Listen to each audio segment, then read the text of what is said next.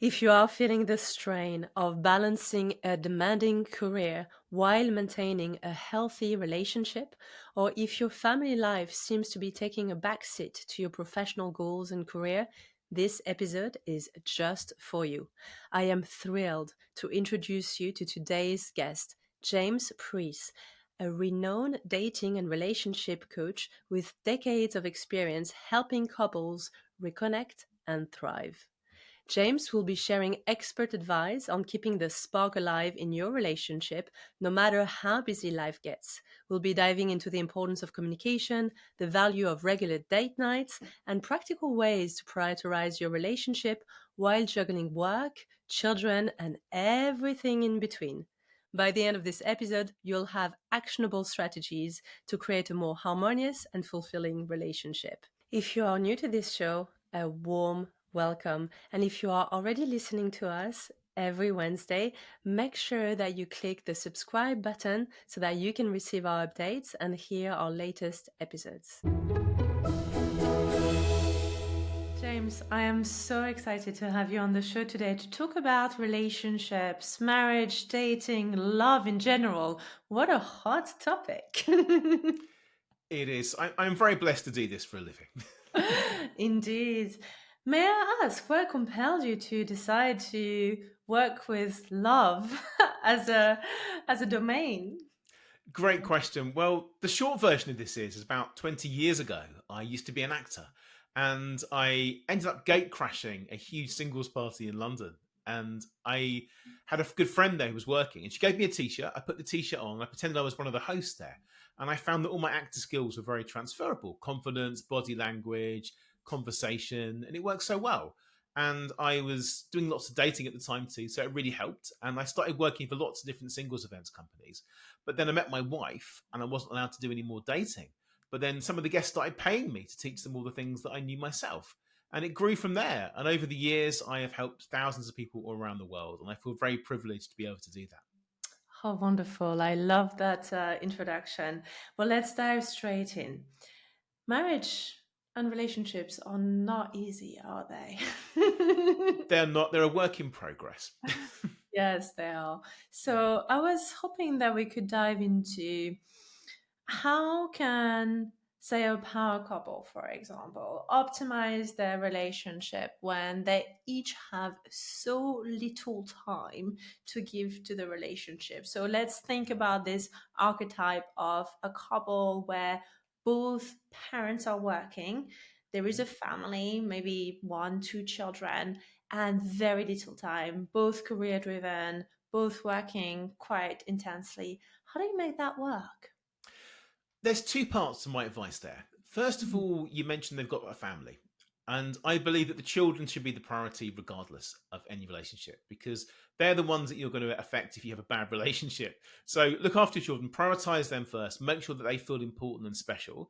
That's the key thing because when you have children, that's it. They are more important than any partner, any job, anything to do with you. They are the future.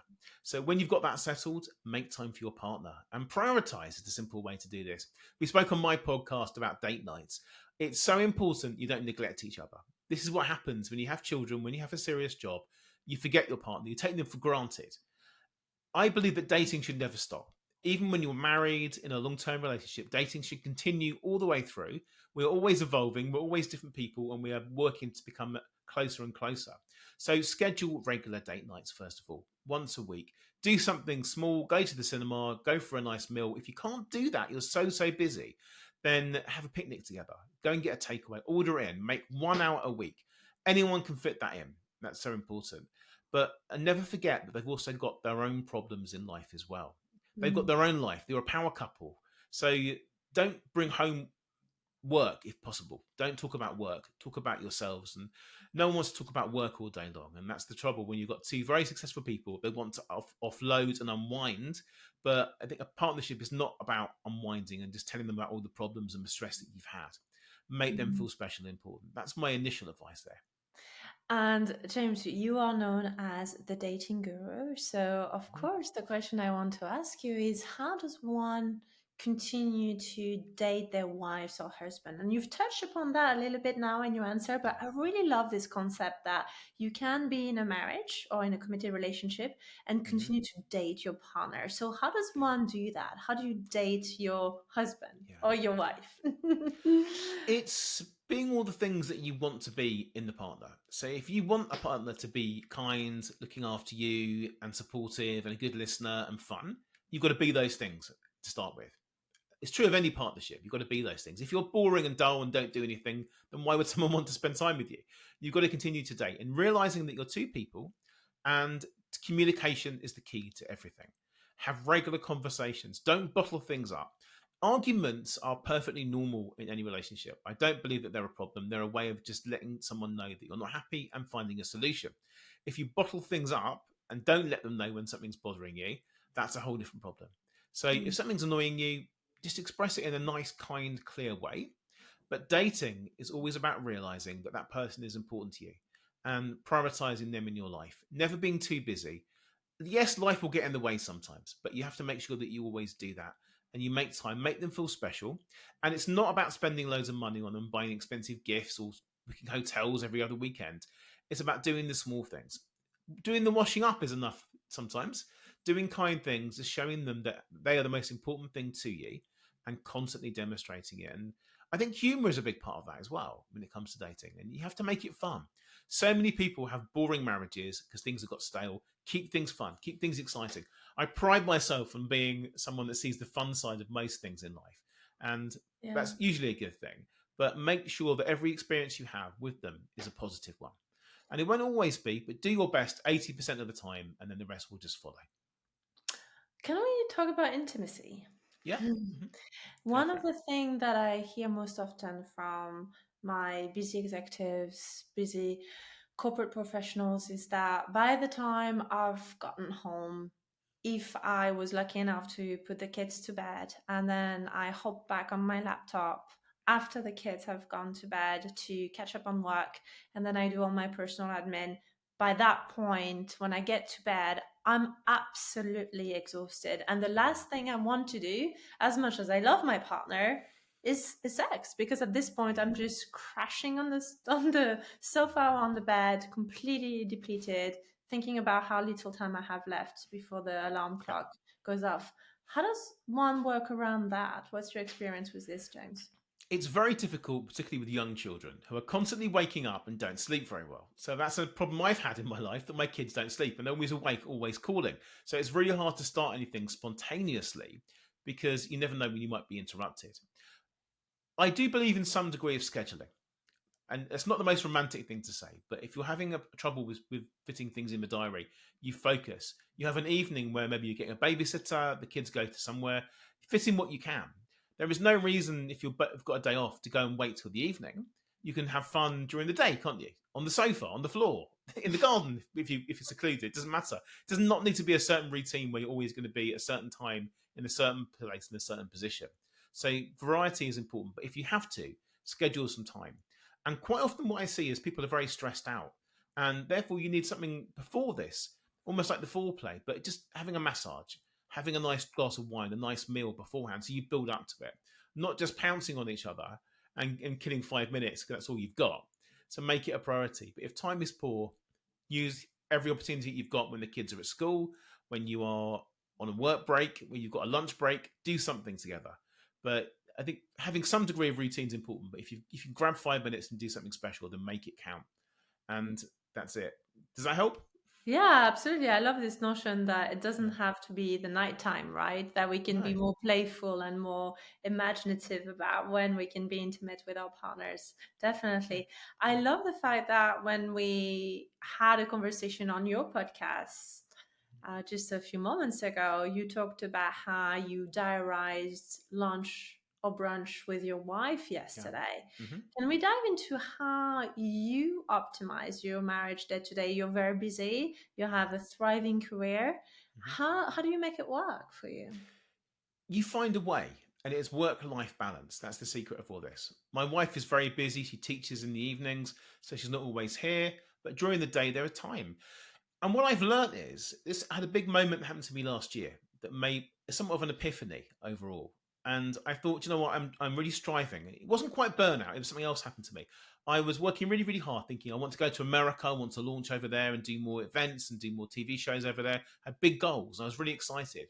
And then I had a minor operation that was planned and ended up with sepsis in hospital and I almost died, which is lovely, isn't it? But I overcame all this quite quickly, luckily. But it made me realize what is important to me. And that is work life balance. Because if I were to go to America or work extra hours and work really, really hard, then what's going to happen? I would have less time with my wife, less time with my kids. And what is most important to me? Doing what I want to do on my terms. I would rather be completely happy as I am. I have the life the way it is. I don't need to have more millions in the bank. I said more millions there. It's implying what millions. Maybe I have. Who knows? And it's about working out some most important things to me in life are my health, which I've realized, and my family. And that's how you work towards this. It's not just about you've had it yourself. You've had your career. Money does not buy you happiness at the end of the day. It can support you and make you more comfortable, and you have to do some degree of work. But I love what I do, and I feel very, very blessed to help people. My job is not work in any way.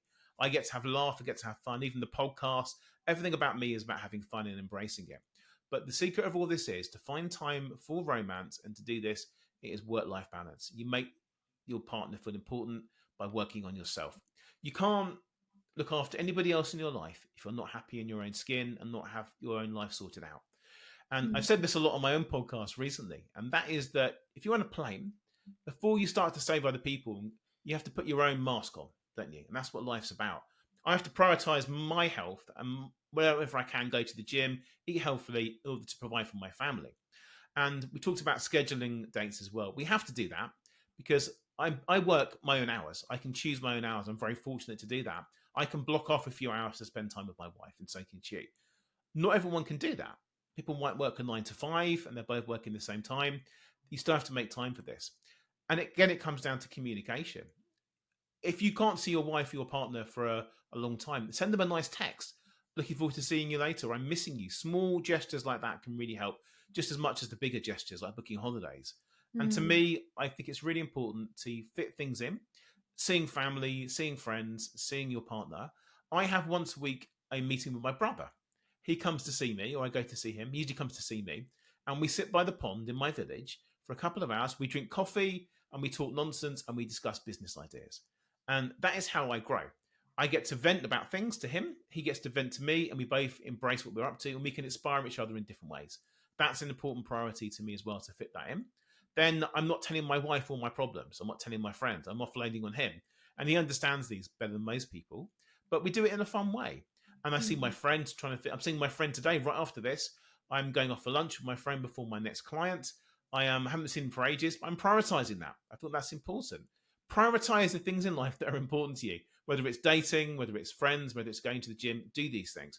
It's not just about working all the time until you get burnt out, as many Mm. people do. Because then what happens is you have unhappy relationships and you go full circle. You can get very ill and then life can bite you in the ass, as they say. So, in your experience as a relationship coach, what do you think is the connection, if there is a connection, between burning out and divorces, for instances, or relationship deterioration? Yeah, I can talk about that quite well because a little secret is I was very burnt out before I met my wife, before our first date. I was Part of it was from dating lots of people, to be honest, but also I was working very hard, throwing myself into my business. And I cancelled my first date with my wife because I was burnt out and just tired. That happened to me. And I didn't know this at the time, she almost thought, never going to see me. No point meeting James, is an absolute time waster. Her brother persuaded her to give me another chance. I picked myself up and I met her, and the rest is history. But what happens is people don't appreciate what's going on. They will choose to see the negative side. Oh, they're a time waster. They're not making me feel important. I don't want to spend time with them. And that happens in relationships and marriages. If you're always burnt out, you're going to be very negative towards your partner. You'll take out the problems on them. You're going to be moaning. You'll be complaining. You'll be tired. You'll just sit down, vegging out in front of the TV and not want to communicate. You stop them being a priority. That's where burnout comes into this. Pretty much the simple answer is it stops being fun. And my job as a husband and a dad and a friend is to be fun, entertaining, and empower people in life. That's what we do as coaches. I try and empower people. If you're not empowering your own partner, and everyone can empower their own partner by being supportive, then things are going to fall apart. And once an argument starts and it becomes a serious argument, and you're both soaking over it, then what happens? It becomes rather than being a 1 hour problem, it becomes a 1 day problem, a 1 week problem, a 1 month problem, and then a life problem. Nip things in the bud. But really, just realizing we've all got our own lives, we've all got our own problems, and a bit more kindness can save so many marriages. How do you feel, James, about couples that go to dinner and each on their emails? Yeah, we know I had the brunch yesterday with my wife, and we had a no phone rule there. Don't pull the phones out. Don't do So that. let's Yeah, talk about that. You actually set that rule as a I sort had of to. game I plan? had to. Yeah. Yeah, because it's a habit, isn't it? Putting out your phone. My phone's here at the moment. It's not turned on, as you can see. Just evidence of that. It's face down. I'm not that rude, but it's a habit. We pull out our phones all the time. We're used to just checking them. It's an impulse. And if you're with a partner or on a date, you pull the phone out, even just to check it. Then what's going to happen? They're going to think, "Oh, I'm not important to them. Their phone is more important. Checking their emails is more important." So you have to have that rule in place. I had a client the other day. She had the first video call with somebody. She's meeting them. She hasn't met them in real life. Had a video call. At the end of the phone call, she had a phone call came through, and she answered the phone while she was doing the video call. And of course, the guy she was talking to was very upset. Why are you answering calls when you're talking to me? He didn't feel very important. But what he didn't know, that was her mum ringing her up at a set time, just to get her out of that call so she looked busy and just to make sure she wasn't talking for hours. Which, so they don't always know what's going on. But I think phones, turn them off in the same way that children at school have their phones turned off during the day. What is more important to you? Checking that email. It's the first thing people do. I talk about daily routines a lot on my podcast.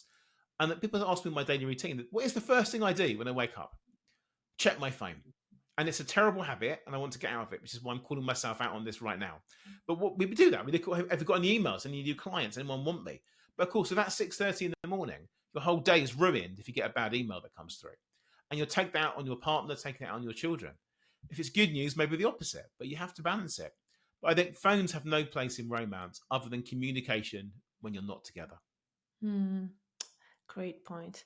Now, I was wondering if we could talk about another couple dynamic, which I see a lot of too, is moving away slightly from the power couple and moving more into the archetype of one being a working parent, so still being parents, but one being more of a traditional, I know this is quite an old way of saying it, but the breadwinner, so to speak, the other one being the Yeah. homemaker. And I don't want to make this conversation about who is doing it, whether it's, the man working, female working. I think that's not about the sex conversation. It's really about who is effectively working and who is working on the home, the family unit, right? Which is Yeah. also a full time job.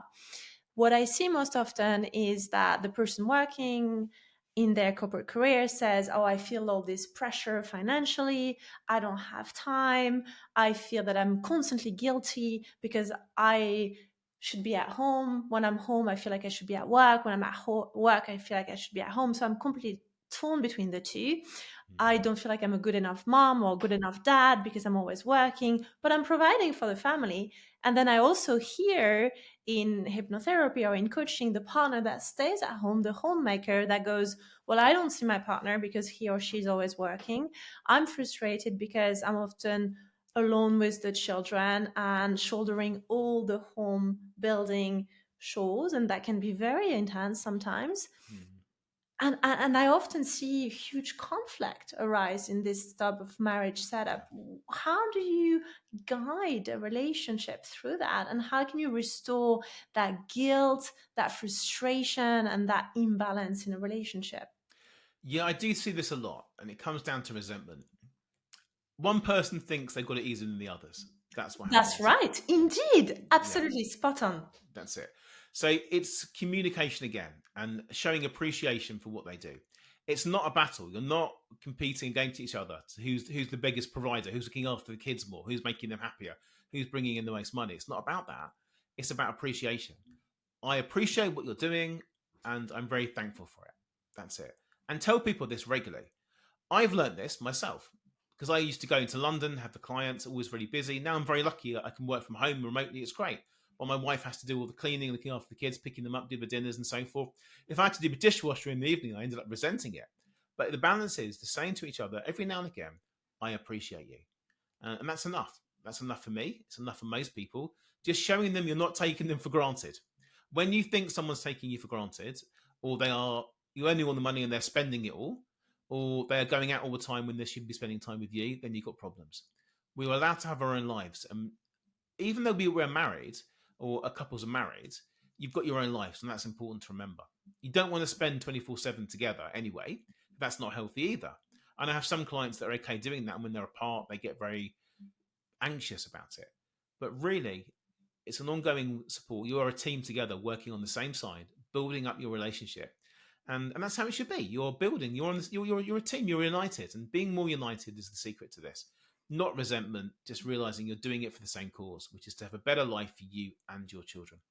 And how do you feel about partners that almost emit regrets or remorses about having chosen a partner that was career driven or was more of a homemaker? Do you think there is a secret formula? Do you think that if one of our listeners today is a type A driven professional and is not yet married or is entering their second marriage, should they seek out a person that is not like them? So a person that is more drawn towards homemaking and family building so that there is a so-called balance, Yeah. or is that irrelevant? What is your expertise on that, and what do you think makes the great formula for a successful relationship? Yeah, I don't think there is any formula in terms of personality types that means someone's better matched than another. In some situations, for some people, absolutely one person will balance out the other. However, if you imagine that there are two optimists who get together, okay, it doesn't mean that someone that's an optimist and a pessimist would not be a great match. Maybe they do it with humor. Maybe someone who is an introvert can have an amazing match with someone who's an extrovert because they both balance off each other. And what you're saying in your example just now is one person's a home worker or a stay at home person, one person's very, very driven. They can balance off each other. But two people that are very, very driven can still get on. Two people that would rather just chill out with their children, have an amazing life, homeschool their children, and look after things in their own way. So everyone's different in the situations. You do what's right for you, and there are dating sites that supposedly profile you based on personality, and there are matchmaking agencies that I work with that supposedly profile you on personalities and what your values are. There's no scientific proof for any of that. Mm. What's important is you work together and then you work out what's right for you because everyone's different and we're evolving. I used to go to London all the time. Now I work from home. My life has changed. And this might be a controversial question, but let's go Mm. in. When do you know that your marriage has reached its expiry date? Do you have any insights on that? Because I coach so many married couples that have been navigating repetitive conflicts or Yeah. just change of values or different perception of lives or different desires, and many often the thing that they say is we're staying in this marriage for the children, we're Yeah. staying because we have this nuclear family and we want to protect it. And it's such a noble thing to do because, as you said, and I believe in that wholeheartedly, children Mm. are absolutely the priority when it comes to a marriage. But what if they're so fundamentally miserable? When do you know that the marriage has expired, so to speak, and it is time to think about separation, divorce, etc.? Yeah. Great question. I think every marriage becomes part of a routine. You're doing things together, and that's normal to have a routine. You're doing the same things, watching the same programs, eating the same meals, doing the same things. When life becomes so boring that you get angry about it, that's when you know something's up. Definitely. If you're walking into the room, think I'd rather go in the garden and spend time with my partner. I don't want to talk to them. They make me angry even just looking at them. I am so bored. Life is not worth living. What is the point of all this? Or they're making you unhappy and they're being negative towards you, making you feel a shadow of your former self, and they stop putting the effort in, let themselves go. It's a long list here, as you can tell. These are all the different elements that can come towards. You think, do you know what is the point? But people do stay in relationships for their children, and they do stay in relationships because it's a lot easier to stay with somebody that makes you unhappy than to go and start again all from the beginning. And it's the fear that holds people back from actually breaking up and meeting someone that can make them happy. But I'd like to ask your opinion on that because you were divorced. So I'm going to throw the question back at you. How did you know it was the end of the line? When I looked at my values and my visions of life, and then they were so fundamentally misaligned. And I knew that we were not working together towards joint goals, and that we could not function as a unit, that actually being in it was more dysfunctional and toxic than being out of it. I Yeah, think if you are in a relationship, be it a marriage, be it a friendship, or being a work relationship, that brings out more negative emotions on a daily basis than positive. Now, of course, there will be negative emotions in all yeah, relationships. I'm not saying the avoidance of negative emotion, but overall, more negative emotions, mm, overall, more conflict than love, overall, more arguments than pleasures and laughter. And there is a yeah, constant deterioration. And also, the person that you're with doesn't want to grow or change or evolve at the yeah, same rhythm pattern than you do, or mhm, is not willing to take positive steps towards the relationship. So, one of the yeah, things that I really wanted to do was counseling and therapy, because I really believed in it from a young age and I wanted to work on that in my first marriage, but my ex-husband did not want to. That for me was a really big red flag. Someone who is not willing to work on themselves or get therapy mhm, on their own, let alone as a unit, as a couple. But if you see that you're working on yourself and you're growing psychologically, business wise, relationship wise, you're getting support, you're getting coach, you're getting therapy, and you're constantly evolving, and you're with someone who is a bit more stuck in their trauma, stuck in the past, and doesn't want to evolve and grow at your pace, mm. I think that might be a sign that you're not evolving at the same pace. Yeah, and I agree. That's when the boredom kicks in and ties into what I was saying. There are three things that are important to any relationship, and it's having similar values, as you said, and being aligned to them, having some similar interests. You're allowed to have your own hobbies and interests, but some things you like doing together. And number three is about life goals. If you're not willing to grow and evolve, or you want to have children and they don't, what is the point? You have to be aligned to all those three things as much as you can. If you're not, then what is the point? Because we're always changing, we're always evolving as people, and we're learning more about each other. Even with a partner you can be married to for 60 years, I bet there's secrets and things you didn't know about them if you were to ask. And we share these Mhm. stories. Even your own parents, if they're around still, ask them about their past because they won't be around to tell you these things. People often take people for granted. And this is what happens. You've got to realize that you are a work in progress in all aspects of your life. And we're evolving, we're changing.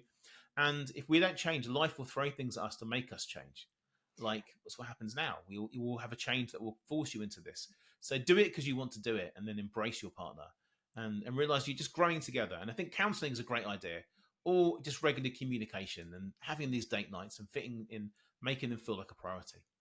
So, in your 3 points Yeah. about a great relationship, which I love, I think they're terrific, you Mhm. haven't mentioned intimacy as one of them. Yep. Do you believe that, for example, a sexless marriage is a sign that the marriage is no longer optimal? Because it's very common, isn't it? Yeah. Sexless marriages. It is very. It's not necessarily the end of the world because people do go through phases, usually around children. When I mentioned similar interest, that's where it comes into that. I would say Right. because people have love languages in different ways. There are five main love languages. I'm sure you know about all this, and people Yes, receive but and please give go love. ahead. Yeah, so there are acts of service, there are words of affirmation, and there's several more of these. So everyone receives and gives love in a different way. I do think intimacy is an important part of this, but intimacy can be just sharing secrets. It doesn't need to be physical intimacy. That is still important, of course, to many people, to most people. But there are perfectly happy couples out there that are don't have sex anymore. They don't want to, and they're just happy being with each other. And it's more platonic, or it's more just holding hands, and that's enough for them. But personally, I do feel that sex is an important part of any relationship. But there's not the pressure to have it every night. If that's not how it works, it's a balance for anybody. And the Mhm. life does get in the way. We do get ups, we do get downs, we do get ill, we do get busy. But I think intimacy is an important part. But again, it comes under similar interests. If you both are not aligned to that, and also life goals come under that as well to some degree. If you don't want to have sex anymore and the other person does, they're going to go and get it from somebody else, and that's they're going to end up cheating. And they get often this comes down to the deeper issue of intimacy is if you stop being intimate or you stop being nice to each other, then they're going to feel they're not good enough and they're going to seek validation from somebody else who will tell them that they're still attractive, tell them that they want to have sex with them and demonstrate it. That's what the ego does to us. That's probably a bigger issue overall. What do you think? Yeah, definitely. I think that it's also important not to feel constantly rejected. It's not Mm, necessarily about quantifying it to, oh, are we having sex once, yeah. twice, three, five, six times a week? That's actually Mm, each to their own, really. yeah. But it's about how often does my wife or husband feel rejected by the other. Yeah. That I see as a potential challenge in Mm, coaching therapy when I work with couples is if one yeah. of the partner, doesn't matter who that is, feels rejected sexually or feels not desired, even perhaps rejected is too strong, not desired, that can really lead that person to seek that attention Yeah. elsewhere. Hmm. Very much. Mm. Yeah, that's what I'm saying. People will seek validation from somewhere else to prove that they are still worth it and still good looking, because no one wants to feel that they are letting themselves go or that life is getting on top of them. They still want to feel needed. We've got this constant craving in life to be needed, to be wanted, and to find love. And if someone's rejecting you or being nasty, and it could just be not necessarily physically pushing them away, but mentally complaining all the time, nagging, saying horrible Mm. things. You're too fat. You should go to the gym, or why are you always around and being putting pressure on them? That's pushing them away. It's not always a oh, I don't want to have sex with you tonight. It could just be anything. So it's making time and realizing that. And again, it comes down to appreciation, making them feel appreciated. Otherwise, they're going to get appreciated by somebody else. Or even just complaining that they're working too much or they're not often enough, Yeah. that sometimes can communicate mixed messages because the person working thinks they're showing their love by supporting the family, right? So I Mm, often see that in the couple where yeah. one of the partner is saying, well, you're never home, and the other is saying, well, I'm never home because I'm busy working so that we can have the home, right? And Yeah. that creates tension. It Hmm. does. And it creates tension with children as well, interesting enough, other relationships. Because my son will be 11 very soon. But before the pandemic, I used to do lots of singles events in London. I'd go out and I'd be a coach at them or I'd run them myself. And my son's memory of me in his early days before the pandemic was I was always working. I was always going off to London early in the morning. I would come back and see him, tuck him into bed, or I wasn't there in the evenings because I was working events. Luckily, the pandemic hit and I was able to work from home when he was about 6. But really, that's his memory, his younger memory of me just always working.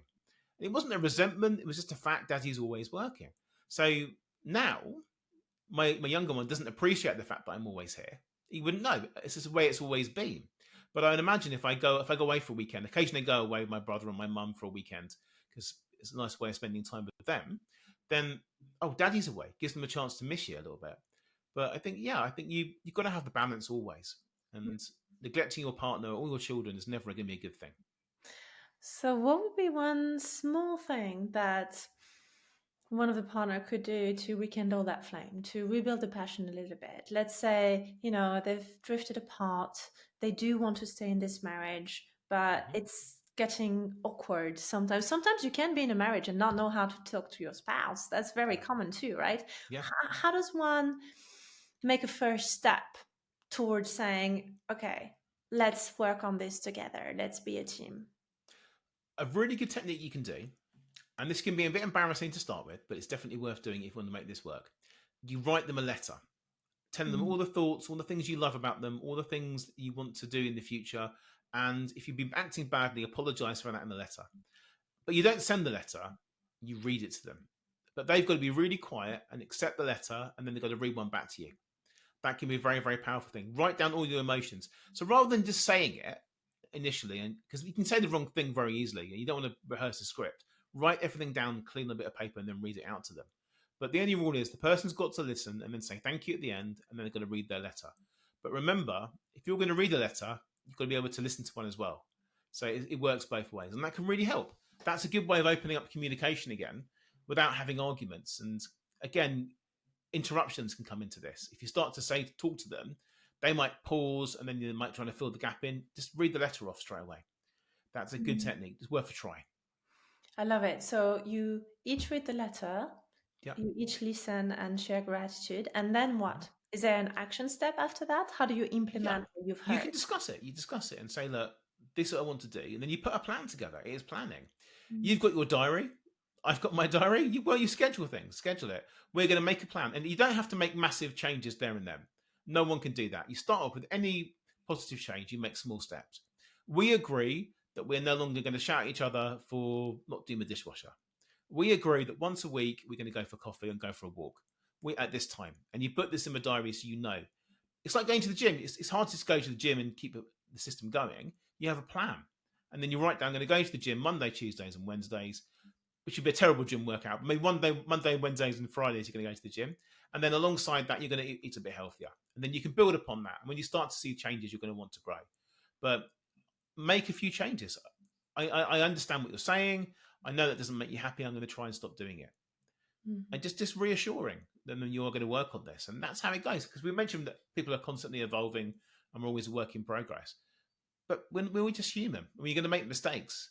But part of the fun is making the mistakes. Then we can grow from it. Thank you.